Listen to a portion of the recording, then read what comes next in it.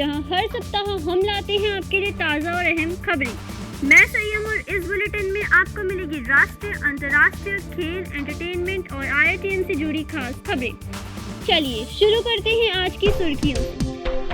सबसे पहले बात करते हैं देश के कोने कोने से जुड़ी बड़ी खबरों की। दिल्ली का अगला मुख्यमंत्री कौन? बीजेपी में मंथन जारी। 27 साल बाद बीजेपी ने दिल्ली की सत्ता पर वापसी की, लेकिन अब सबसे बड़ा सवाल यह है कि अगला मुख्यमंत्री कौन होगा। संभावित नामों में प्रवेश वर्मा का नाम सबसे आगे है, जिन्होंने नई दिल्ली सीट से अरविंद केजरीवाल को हराया। बीजेपी जातीय और क्षेत्रीय संतुलन को ध्यान में रखते हुए सीएम का चयन कर सकती है। आम आदमी पार्टी की करारी हार, आतिशी की जीत पर उठे सवाल। दिल्ली विधानसभा चुनावों में आम आदमी पार्टी को करारी हार का सामना करना पड़ा।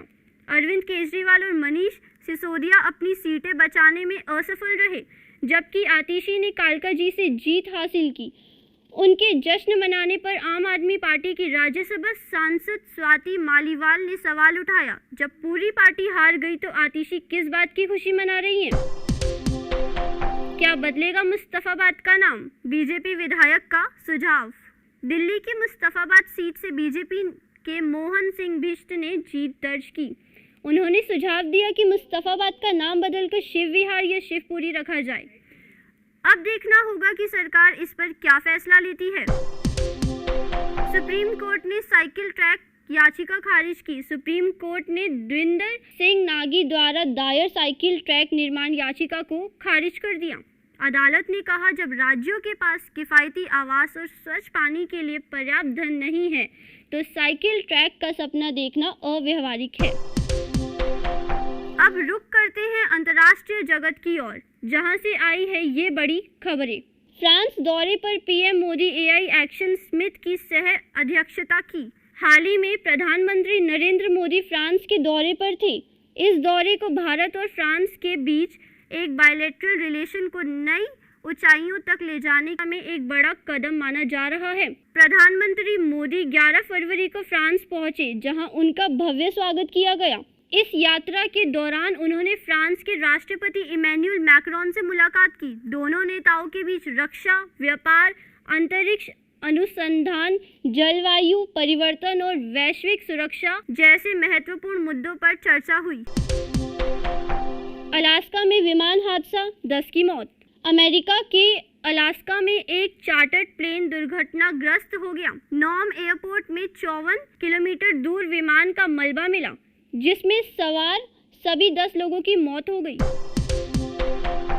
अमेरिका से 487 भारतीयों की वापसी, सरकार ने की सम्मानजनक व्यवहार की मांग।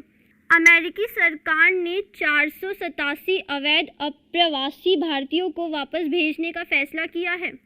हाल ही में 104 भारतीयों को US मिलिट्री प्लेन C-17 से अमृतसर एयरपोर्ट पर उतारा गया।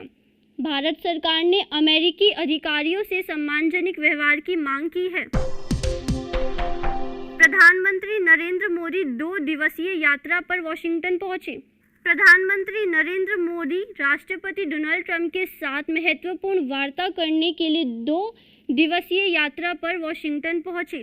ट्रंप के दोबारा अमेरिकी राष्ट्रपति बनने के बाद उन्होंने पीएम मोदी को 2 दिन के अमेरिकी दौरे पर बुलाया था। प्रधानमंत्री नरेंद्र मोदी ने गुरुवार को अमेरिकी राष्ट्रीय खुफिया निदेशक तुलसी गबार्ड से मुलाकात करके बायलैटरल टॉक की शुरुआत की।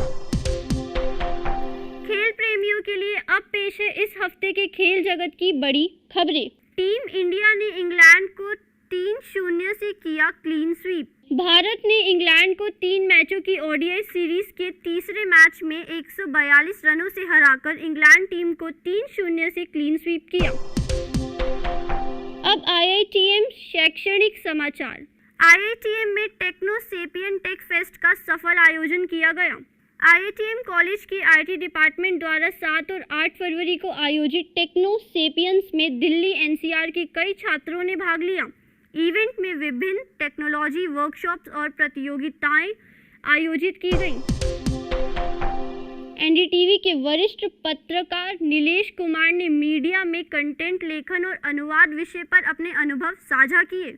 IITM के स्कूल ऑफ मास कम्युनिकेशन में NDTV के वरिष्ठ पत्रकार नीलेश कुमार ने 11 फरवरी को मीडिया में कंटेंट लेखन और अनुवाद पर छात्रों से सार्थक चर्चा की। उन्होंने पत्रकारिता के बदलते स्वरूप और लेखन कौशल पर प्रकाश डाला। IITM school of mass communication के छात्रों ने दिल्ली चुनाव की कवरेज में दिखाया दमखम। IITM school of mass communication के छात्रों ने दिल्ली के कई इलाकों जैसे शालीमार बाग, शकूर बस्ती, बवाना जैसे कई क्षेत्रों में जाकर चुनाव कवरेज की। साथ ही उन्होंने 8 फरवरी को दिल्ली चुनाव के परिणाम की लाइव रिपोर्टिंग पर मीडिया कौशल का प्रदर्शन किया। और अब आखिर में बात करते हैं मनोरंजन की, जहां से जुड़ी है ये ताज़ा खबरें। बॉलीवुड अभिनेता सुशांत सिंह राजपूत की मौत को 4 साल हो चुके हैं, लेकिन यह मामला अभी भी चर्चा में है। अब बॉम्बे हाई कोर्ट में एक PIL दायर कर CBI जांच रिपोर्ट को सार्वजनिक करने की मांग की गई है। इंडियाज गॉट टैलेंट विवाद में रणवीर अलाहाबादिया ने मांगी माफी। यूट्यूबर रणवीर अलाहाबादिया और अन्य 4 लोगों पर इंडियाज गॉट टैलेंट शो में अश्लीलता को बढ़ावा देने का आरोप लगा है। असम पुलिस ने रणवीर अलाहाबादिया, समय रैना और अन्य संबंधित व्यक्तियों के खिलाफ विभिन्न धाराओं के तहत FIR दर्ज की है, जिनमें अश्लीलता को बढ़ावा देने और महिलाओं के अश्लील चित्रण से संबंधित धाराएं शामिल हैं। विवाद बढ़ने पर रणवीर ने माफी मांगी, लेकिन लोगों ने अब भी गुस्सा बरकरार रखा। सोशल मीडिया पर लोग उनकी कड़ी आलोचना कर रहे हैं और कई हस्तियों ने भी इस घटना की निंदा की है। तो यह था IITM उन्मेष साप्ताहिक बुलेटिन। हम आशा करते हैं कि आपको हमारा यह प्रयास पसंद आया होगा। अगले हफ्ते फिर मिलेंगे देश, दुनिया और IITM से जुड़ी नई खबरों के साथ। तब तक के लिए मैं संयम और पूरी टीम को दीजिए इजाज़त। सुरक्षित रहिए, स्वस्थ रहिए। नमस्कार।